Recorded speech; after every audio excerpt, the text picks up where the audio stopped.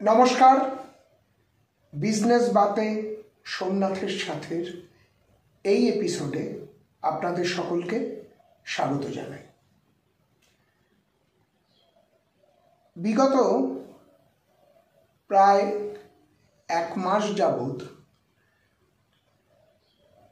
রাজনীতির অঙ্গন সরগম হয়ে রয়েছে কুম্ভ মেলাকে নিয়ে। ইতিমধ্যে সরকার বাহাদুরের কৃপায় এবং সংবাদপত্রের সংবাদ মাধ্যমের বিভিন্ন প্রতিবেদনে আমরা জানতে পেরেছি যে ঠিক কত অঙ্কের ব্যবসা এখানে হয়েছে।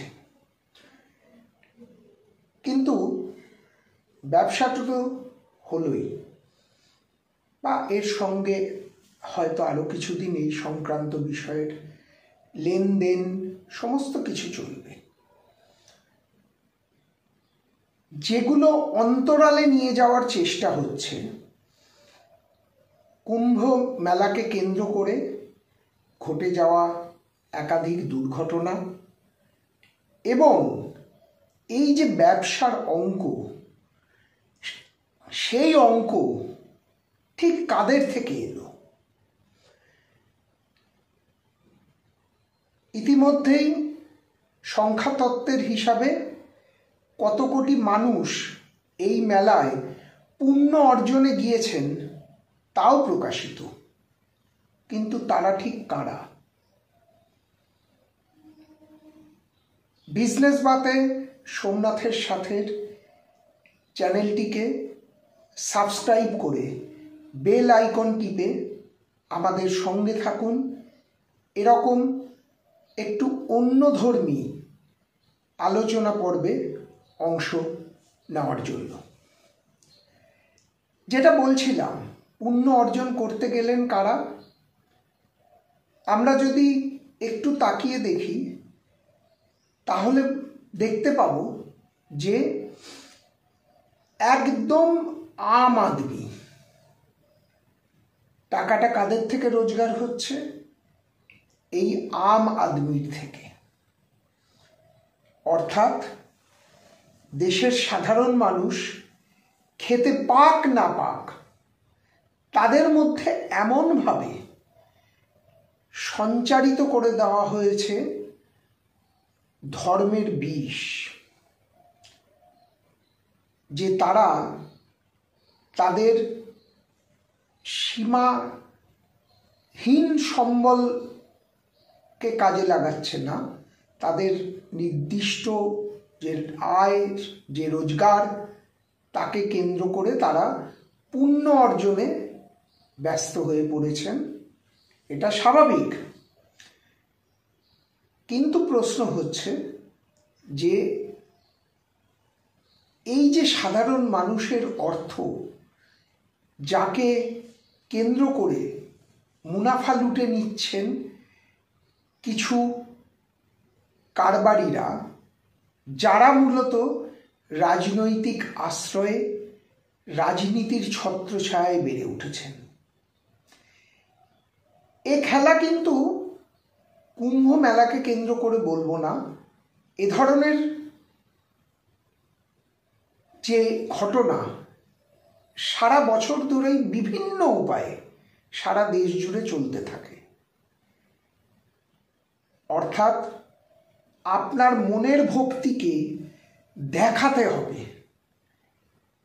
আপনাকে প্রকাশ করতে হবে যে আপনি ধার্মিক, সেটা যে কোনো ধর্মেরই মানুষ হোক।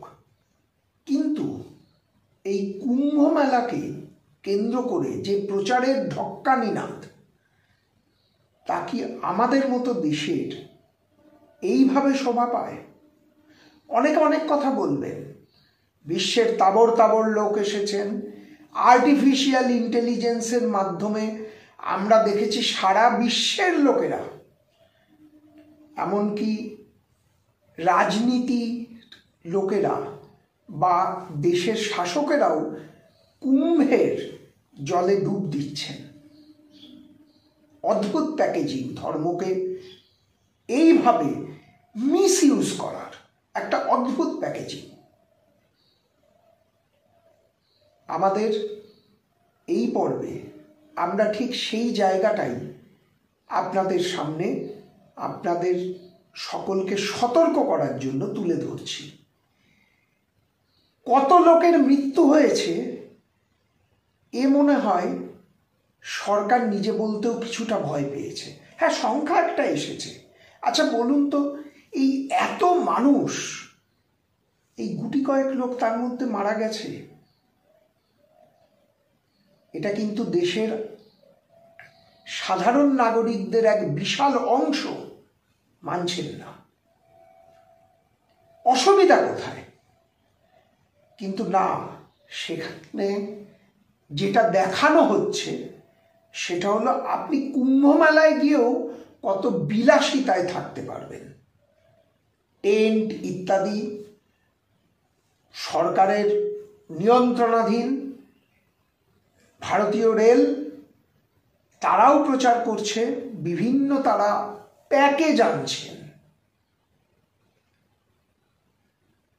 ভারতীয় রেলের কোনো সাধারণ মানের ট্রেনে ভারতের প্রথম 10 জন শিল্পপতি, চিত্রাভিনেতা, রাজনীতিক, তারা সাধারণ মানের ট্রেনে এই কুম্ভমেলা দর্শনে গেছেন না, যাননি।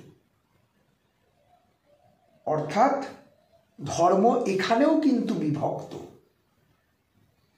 ফেলো করি মাখো তেল। তোমার পয়সা আছে, তুমি ভিভিআইপি কেন, তারও ঊর্ধ্বে যদি কোনো নিরাপত্তা ব্যবস্থা থাকে, তাতে তোমাকে আমরা মোড়কে মুড়ে নিয়ে গিয়ে স্নান করাবো।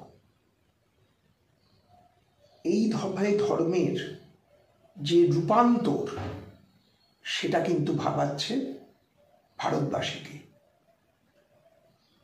কোটি কোটি টাকার ব্যবসার যে প্রচার, এই ব্যবসার টাকা কারা পেলেন? তারা এই টাকা নিয়ে ধর্মের কতটা প্রচার আগামী দিনে করবেন? সাধারণ মানুষকে তারা আর্থিকভাবে আদৌ কিছু কি দেবেন? নাকি ট্রাস্ট, এনজিও এইসবের মধ্যে দিয়ে তারা এই টাকাকে সাদা টাকায় রূপান্তরিত করে ভোগ করবেন? বিজনেস বাতে সোমনাথের সাথে এই এপিসোড আপনাদের ঠিক ধর্মের এই বিরূপ দিকটা ভাবতে অনুরোধ করছে।